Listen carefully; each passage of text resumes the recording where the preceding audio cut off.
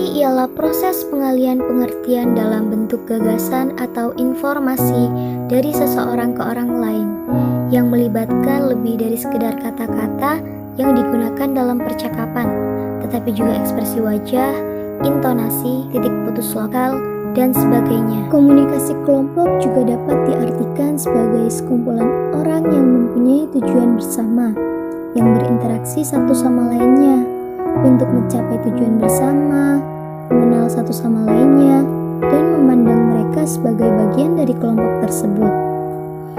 Kelompok ini misalnya adalah keluarga, kelompok diskusi, kelompok pemecah masalah, atau suatu komite yang tengah berapat untuk mengambil suatu keputusan.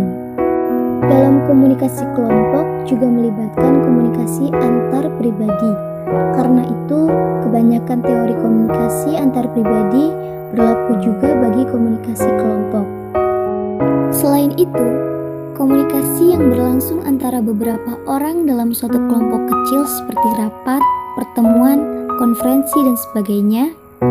Michel Bourgon juga mendefinisikan komunikasi kelompok sebagai interaksi secara tatap muka antara 3 orang atau lebih, dengan tujuan yang telah diketahui, seperti berbagi informasi, menjaga diri, memecah masalah, yang mana anggota-anggotanya dapat mengingat karakteristik pribadi anggota-anggota yang lain secara tepat. Dari definisi di atas, kita dapat menarik kesimpulan. Ada beberapa kesamaan, yakni adanya komunikasi tatap muka, peserta komunikasi lebih dari 2 orang, dan memiliki susunan rencana kerja tertentu untuk mencapai tujuan kelompok. Dan ada pula karakteristik kelompok. Yang pertama, interaksi. Yang kedua, tujuan kelompok. Yang ketiga, norma. Yang keempat, hubungan emosional. Dan yang terakhir adalah peran. Adapun norma yang mudah diterima apabila anggota kelompok menginginkan keanggotaan yang kontinu. Pentingnya keanggotaan kelompok, kelompok bersifat kohesif, yakni anggota berhubungan erat terikat satu dengan yang lainnya, saling bergantung dalam memenuhi kebutuhan masing-masing, dan pelanggaran norma dihukum dengan sesuatu yang negatif atau dikucilkan. Berikut jenis-jenis kelompok. Jenis kelompok dibagi menjadi 2. Yang pertama, kelompok berorientasi tugas. Maksudnya, kelompok memiliki duplikasi kegiatan. Jadi setiap kelompok anggota melakukan pekerjaan yang sama. Atau kelompok band berjalan. Setiap anggota memiliki pekerjaan pada bagian yang berbeda.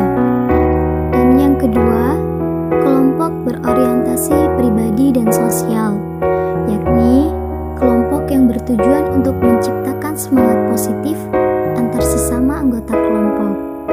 Kelompok bisa muncul secara alami maupun diciptakan.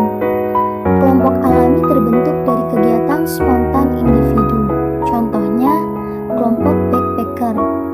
Sedangkan kelompok yang diciptakan terbentuk karena tujuan tertentu. Tujuan tersebut dapat bermacam-macam, seperti tujuan untuk melayani masyarakat, kepentingan profesional, menyelesaikan program kerja, atau bahkan kampanye politik. Berikutnya, pengertian komunikasi organisasi.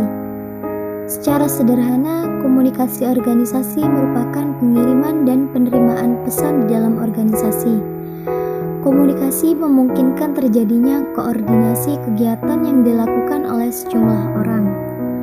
Ibarat darah dalam tubuh, aktivitas komunikasi mengantar perintah dari atasan ke bawahan maupun sebaliknya. Fungsi komunikasi dalam organisasi yang pertama, informatif, yang kedua, regulatif, yang ketiga, persuasif, dan yang terakhir, integratif. Dan ada aliran komunikasi organisasi. Yang pertama, ke bawah, contoh instruksi arahan kerja. Yang kedua, ke atas, contoh feedback. Yang ketiga, lateral atau horizontal, contohnya antar individu yang setara.